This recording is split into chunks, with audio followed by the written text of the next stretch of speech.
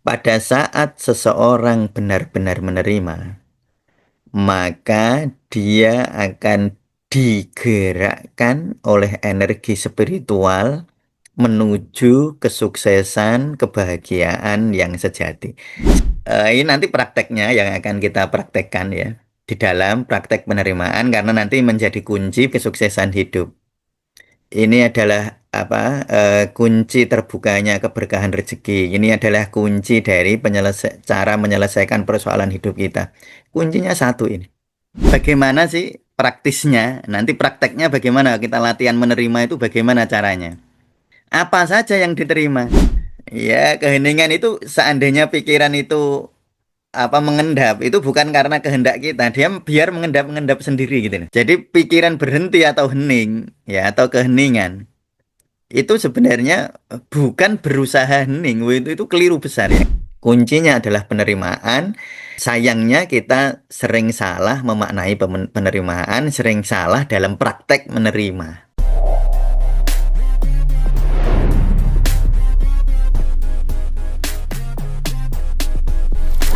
Assalamualaikum warahmatullahi wabarakatuh.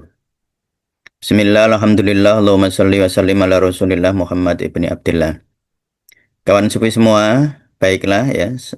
Kali ini saya akan melanjutkan mukaddimah ya atau pendahuluan sebelum kita nanti praktek 21 hari obat biospiritual ya atau pengurang rasa sakit secara spiritual. Sehingga nanti waktu pelatihan selama 21 hari nanti teman-teman sudah memahami dulu konsepnya ya. Kemarin saya sudah menjelaskan ya tentang apa namanya arah dari pelatihan ini sebenarnya apa ya. Kemarin sudah saya jelaskan arah-arahnya. Jadi buku ini atau pelatihan ini itu hakikatnya apa? Ya, hakikatnya apa? Ya. Jadi saya akan lanjutkan sekarang pada konsep yang paling sering disalahpahami ya. Ya, konsep yang paling sering disalahpahami yaitu konsep tentang menerima ya. Ya, saya akan langsung ke PPT nomor 232 ya. Konsep tentang menerima ini yang paling sering disalahpahami. Nah, di bab 3 di dalam buku Obat Biospiritual saya menjelaskan secara cukup detail ya tentang konsep menerima itu ya. Tentang konsep menerima sebagai anestesi spiritual. Jadi ini kemarin saya sudah sampaikan ada 3 metode ya. Metode pertama adalah relaksasi progresif. Metode kedua adalah napas. Metode ketiga adalah zikir ya. Jadi ada relaksasi progresif dan zikir nafas. Jadi zikir dan nafas sudah kita integrasikan ya. Nah, tetapi ruh dari anestesi spiritual itu bukan metodenya itu. Ruh dari anestesi spiritual adalah penerimaan.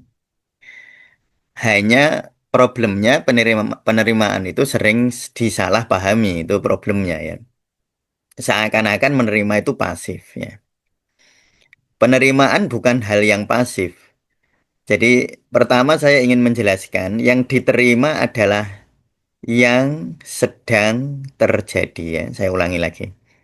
Yang diterima adalah yang sedang terjadi. Karena yang sedang terjadi itu real, memang sedang terjadi.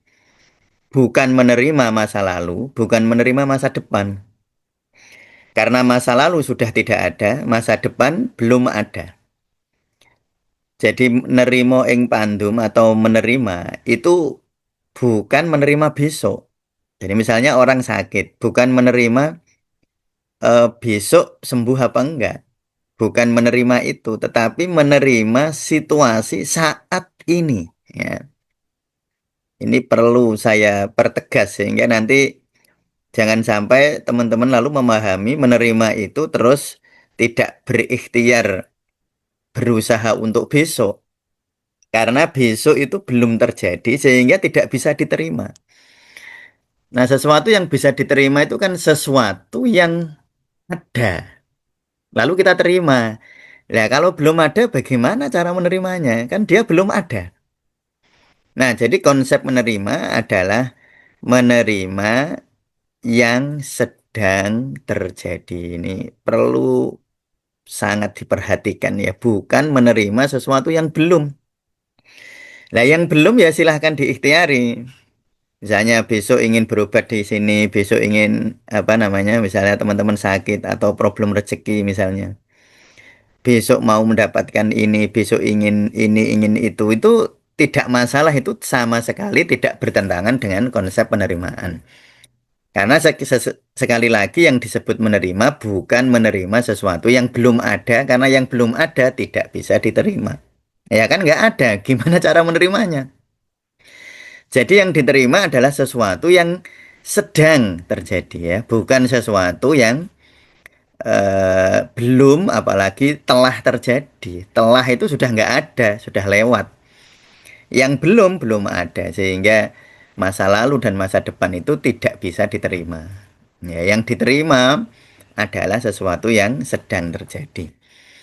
Ini nanti yang sangat penting untuk teman-teman pahami sehingga tidak salah paham nanti teman-teman tentang proses obat biospiritual melalui hakikat penerimaan. Ya. Jadi penerimaan ini nanti menjadi ruhnya ya, ruh dari metode. Ya, saya ulang metodenya relaksasi progresif, lalu zikir, lalu napas ya. Itu kan tiga metode. Tapi metode ini kalau tidak diberi ruh penerimaan, ya kalau orang Jawa nyebutnya kabuk. Kabuk itu percuma, mubazir. Artinya tidak akan membawa manfaat. Jadi bermanfaatnya metode obat biospiritual ini adalah penerimaan. Ini ruhnya. Kalau teman-teman menggunakan ruh penerimaan ini, maka insya Allah akan membawa kebaikan ya. Nah itu. Ya, kita akan memahami sakit sebagai jalan cinta ilahi di bab sebelumnya. Nah, untuk sampai ke sana ya, memahami lalu menimbulkan relaksasi, menimbulkan anestesi atau pengurangan rasa sakit. Itu caranya ya dengan penerimaan dan tidak cukup hanya teori ya. Jadi tidak cukup hanya teori saja, tapi nanti betul-betul di dalam penerimaan ini kita akan praktek. Ya, nanti kita akan praktek di dalam penerimaan ini beberapa praktek ya. Ya, beberapa praktek. Eh, Nanti ada sebentar saya carikan ini. Nanti ada beberapa praktek yang jelas ya. Nanti di bab 3 ini ada 3 atau 4 praktek ya. Cuma saya akan menjelaskan dulu konsepnya biar teman-teman nanti tidak salah paham. Nah, jadi misalnya begini ya. Eh, Sebentar. Nah, ini ya. Kalau seseorang benar-benar menerima, maka penderitaan atau rasa sakit yang berat dapat diubah menjadi kedamaian batin. Tapi jangan dimaknani kedamaian batin hilangnya rasa sakit fisik. Bahwa berkurang jelas iya ya, karena seperti kemarin sudah saya jelaskan, rasa sakit itu kan ada dua, satu sakit objektif, dua sakit subjektif. Pada saat orang menerima dengan hakikatnya betul-betul menerima, maka rasa sakit subjektifnya hilang, berkurang, minimal berkurang ya, atau bahkan hilang. Walaupun sakit objektifnya masih ada, karena objektif itu tidak tergantung pada penerimaan, dia tergantung pada kondisi di sakitnya itu, di objeknya itu. Nah, sehingga untuk sampai ke sana, kunci utamanya adalah penerimaan ini. Tetapi ini ya, memang coba pahami quote-nya ini. Penerimaan bukan bendera putih tanda kalah. Jadi menerima itu bukan berarti kita kalah. Tetapi kunci untuk berperang, untuk berhenti berperang dengan diri sendiri ini sebenarnya kuncinya. Ya, menerima bukan kekalahan. Menerima adalah berhenti berperang dengan diri sendiri. Ya, dengan pikiran kita sendiri, dengan perasaan kita sendiri, dengan ketakutan kita sendiri, dengan kecemasan kita sendiri. Ya, itu apa namanya ruhnya ya, ruh dari anestesi spiritual itu penerimaan. Metodenya tiga, tapi ruhnya ini penerimaan. Menerima bukan pasif. Ya, jadi menerima itu sama sekali bukan kepasifan. Dia bukan pasif menerima itu. Tetapi justru aktif. Ya, banyak orang mengira menerima itu lemah, pasrah, atau menyerah. Tetapi dalam jalan spiritual, nah, penerimaan justru kekuatan yang aktif. Jadi gini, ya, kalau lemah, pasrah, menyerah itu namanya putus asa, bukan menerima. Jadi putus asa. Beda. Menerima menimbulkan kedamaian. Putus asa adalah apa meningkatkan emosi negatif. Ya, itu kalau keputusasaan. Jadi menerima justru merupakan kekuatan yang aktif. Ia menenangkan binatang buas di dalam diri, yaitu amarah, panik, takut, penolakan. Ini mengganggu betul pada saat kita sakit. Mengganggu apa? Ya, satu, mengganggu perjalanan spiritual jelas. Yang kedua, secara psikologis jelas tidak nyaman. Lalu yang ketiga, mengganggu sistem imun, mengganggu kekebalan tubuh. Ya, jadi menerima itu kekuatan, kekuatan menenangkan. Jadi dia bukan sesuatu yang berarti lemah, pasrah, atau menyerah itu dalam makna putus asa itu sama sekali bukan. Menerima seperti air lembut yang mampu melarutkan batu karang resistensi atau batu karang penolakan.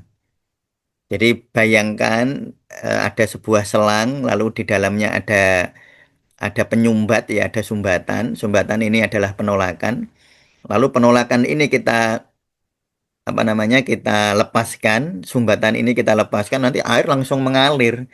Justru menerima menambah energi. Ya, gitu ya. Jadi dia sama sekali bukan kepasrahan. Penerimaan adalah dasar dari anestesi spiritual yang sejati. Nah, ini yang saya harap teman-teman betul-betul memahami. Nah, ini saya kasih quote, yang paling kuat bukan yang paling keras melawan, tetapi yang paling dalam menerima. Itu kekuatan. Ya. Jadi justru pada saat orang itu menerima dengan lapang dada, dengan alam nasroh laka sodrok, dengan robisroh li sodri ya, lapangnya dada, yang bertambah kekuatannya. Jadi kekuatannya justru akan bertambah sama sekali tidak ada pengurangan kekuatan, justru nambah. Makanya teman-teman bisa melihat kalau di dalam Al-Quran ya, kurang lebih maknanya begini, datangkan kepadaku 20 orang yang sabar, dia akan mengalahkan 200 orang yang tidak sabar.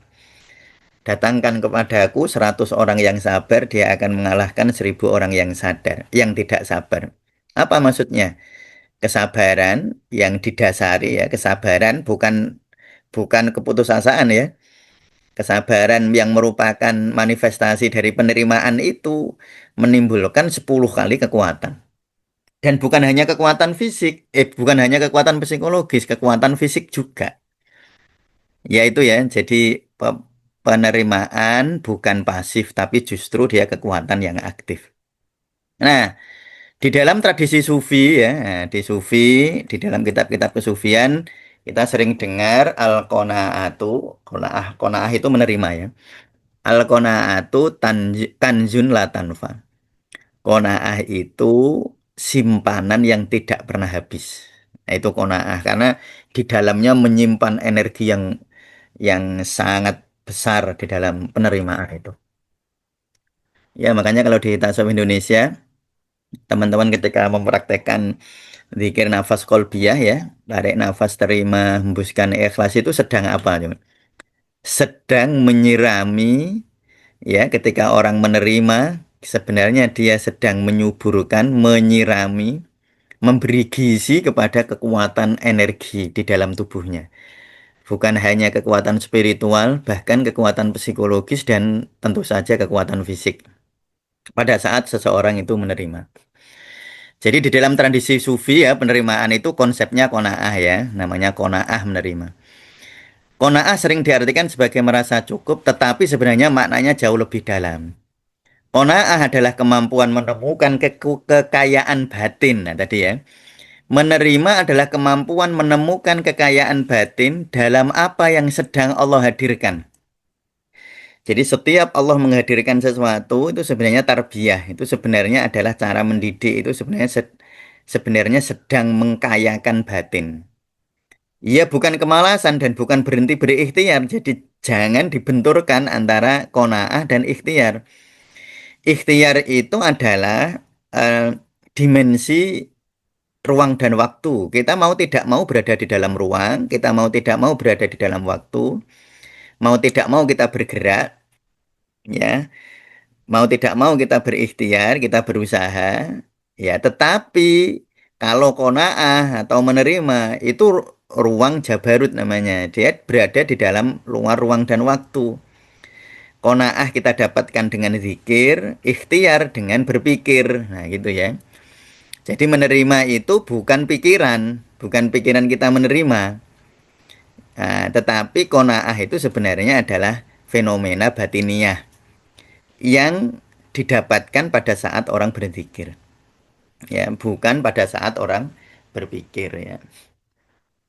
Nah, itu ya. Jadi ia bukan kemalasan, bukan berarti berhenti berikhtiar sama sekali tidak. Ya, karena dimensi qanaah sama ikhtiar itu dimensinya berbeda-beda. Ia adalah pondasi ya atau akar dari kedamaian batin. Jadi qanaah adalah seni menemukan rasa cukup di tengah apa yang sudah ada atau apa yang sedang terjadi. Nah, itu qanaah. Jadi dia bukan merupakan apa namanya? Bukan berhenti berikhtiar sama sekali tidak demikian. Nah, ini ya lalu secara praktis ya, bagaimana sih praktisnya? Nanti prakteknya bagaimana? Kita latihan menerima itu bagaimana caranya? Jadi nanti kita akan ya di dalam pelatihan 21 hari nanti kita akan benar-benar berlatih untuk menerima. Apa saja yang diterima? Nah, menerima sensasi tubuh yang hadir saat itu. Ya, jadi yang diterima tubuhnya, sensasi fisiknya. Lalu mengizinkan emosi yang muncul. Ya, mungkin muncul kemarahan. Bukan menolak kemarahan, terima kemarahan. Mungkin muncul kecemasan, bukan menolak kecemasan, tetapi menerima kecemasan. Bukan menolak pikiran, tetapi mengizinkan pikiran. Nah, itu nanti kita latihan begitu ya. Jadi mengizinkan sensasi tubuh, mengizinkan emosi yang muncul, bukan menolak, mengizinkan pikiran yang lewat. Jadi yang disebut keheningan itu jangan jangan dimaknani keheningan itu nggak apa namanya hilangnya pikiran. Ya, keheningan itu seandainya pikiran itu apa mengendap itu bukan karena kehendak kita, dia biar mengendap-mengendap sendiri gitu. Nah, ini kan kita repotnya kan berusaha menghentikan pikiran. Nah, yang salah itu berusahanya itu. Jadi pikiran berhenti atau hening ya atau keheningan itu sebenarnya bukan berusaha hening. Wah, itu keliru besar ya. Karena kalau berusaha ego sudah masuk, egonya yang jadi imam. Egonya yang di depan berarti itu sudah salah duluan. Jadi ketika orang berusaha menerima itu salah. Salah secara konseptual ya. Karena syariat sih nggak apa-apa, namanya latihan ya.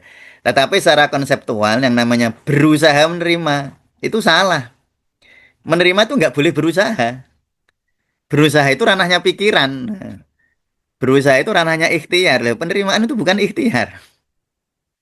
Nah, jadi apa terus gimana Pak? Kok membingungkan? Ya biarin aja. Nanti kan hilang-hilang sendiri gitu. Izinkan sensasi tubuh lewat, izinkan emosi lewat, izinkan pikiran lewat, ya gitu. Dan tidak perlu nambahi cerita. Nah, kadang-kadang kita nambahi cerita ya. Waktu sakit kita tambahi cerita-cerita. Misalnya ada sakit ini, kita tambahi cerita. Ini jangan-jangan ini, jangan-jangan itu, jangan-jangan ini. Ya itu nanti di dalam konsep ikhtiar untuk besok. Tapi untuk saat ini tidak usah ditambahin cerita. Juga tidak perlu mengurangi kenyataan. Kita berapa namanya? Afirmasi atau reframing gitu. Ini semua ada hikmahnya ini semua. Nggak usah. Ya, itu namanya teknik-teknik yang lain ya. Tentu itu tidak usah, bukan makna salah tidak ya. Tetapi dalam penerimaan itu nggak usah. Menerima itu ya menerima, nggak usah nambah-nambahin, nggak usah ngurang-ngurangi. Ya rasanya begini, terima. Pikiran lewat, terima. Tidak berusaha mempertahankan dan tidak memaksa menghilangkan. Jadi nanti menerima rasa sakit itu tidak berusaha mempertahankan sakit dan tidak berusaha menghilangkan sakit. Ya itu ya, tidak berusaha mempertahankan sakit dan tidak berusaha menghilangkan sakit. Karena itu sama-sama berusaha, itu sama-sama pikiran. Jadi pada intinya di tiga ini ya nanti ya. Jadi rialdohnya itu di tiga ini. Mengizinkan sensasi tubuh, mengizinkan emosi yang muncul, mengizinkan pikiran yang lewat gitu. Ya nanti gitu. Jadi nggak usah ditambah-tambahi, nggak usah dikurang-kurangi, nggak usah berusaha dipertahankan, nggak usah berusaha dihilangkan. Karena kalau berusaha menghilangkan itu nanti ranahnya ruang dan waktu. Ya. Nah, nanti biasanya begini ya, ini kalau orang itu sudah benar-benar menerima, ya nanti biasanya itu apa yang terjadi? Ikhtiarnya itu digerakkan. Nanti ya tetap ikhtiar, tapi nanti gerak ikhtiar itu bergerak berdasarkan energi penerimaan tadi, di mana setelah orang menerima energinya akan naik pesat, baik energi fisik, energi psikologis maupun energi rohani ya. Ya. Jadi kalau kita lihat ini ya, ini kan kayak ini ya, coba dilihat ini kayak air sungai. Air sungai itu mengalir gitu ya.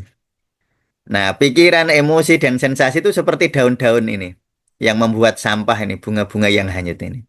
Ini penolakan-penolakan kita yang membuat aliran ini menjadi lambat. Ya kita cukup melihatnya datang dan pergi begitu saja, nggak usah berusaha menghilangkan ini, nggak usah berusaha menghilangkan apa sakit tubuh, nggak usah menghilangkan rasa sensasi emosi, nggak usah berusaha menghilangkan pikiran, nggak usah. Jadi nggak ada usaha, ya.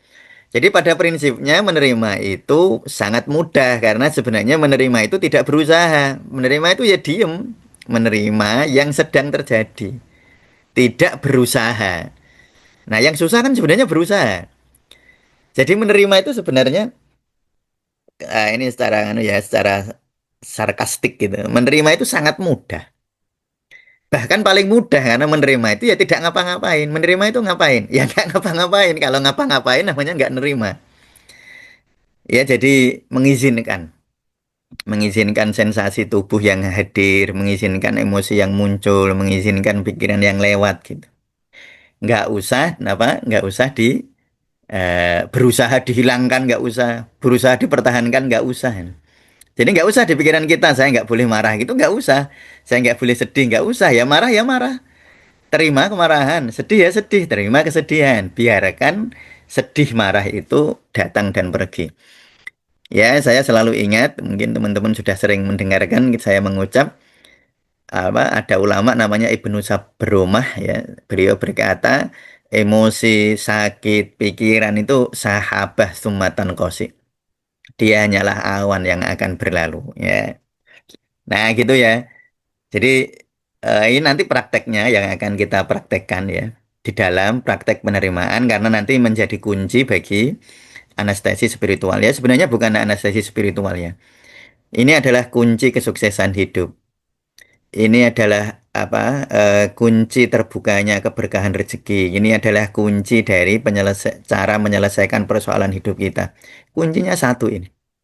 Kuncinya adalah penerimaan dan kita sayangnya kita sering salah memaknai penerimaan, sering salah dalam praktek menerima.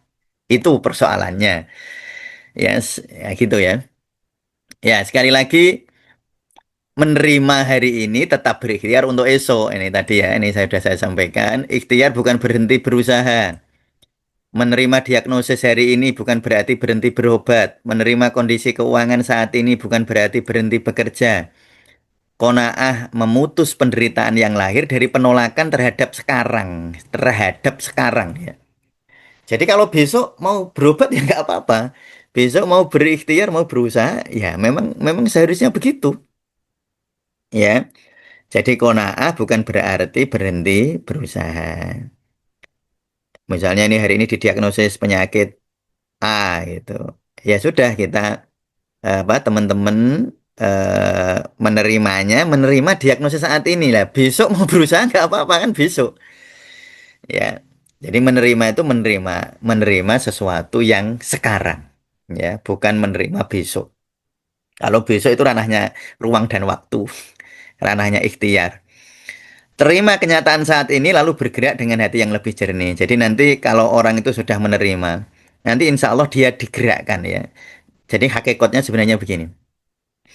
Pada saat seseorang benar-benar menerima, maka dia akan digerakkan oleh energi spiritual menuju kesuksesan, kebahagiaan yang sejati.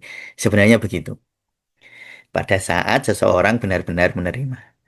Cuma sayangnya ya tadi, kita itu sering merasa menerima tetapi sebenarnya tidak menerima. Ya, ya begitu teman-teman ya. Nanti insya Allah di konten berikutnya saya akan lanjutkan tentang keikhlasan, keikhlasan sebagai manifestasi penerimaan. Ya, nanti akan kita lanjutkan anatominya bagaimana, anatomi penolakan, anatomi apa tiga wajah penolakan, lalu penerimaan nanti bagaimana. Nah, nanti insya Allah nanti jadi sebelum apa namanya, sebelum kita pelatihan 21 hari obat biospiritual ya, kita akan memahami dulu konsep-konsepnya ya. Ya, saya kira demikian teman-teman ya, semoga bermanfaat. Terima kasih. Assalamualaikum warahmatullahi wabarakatuh.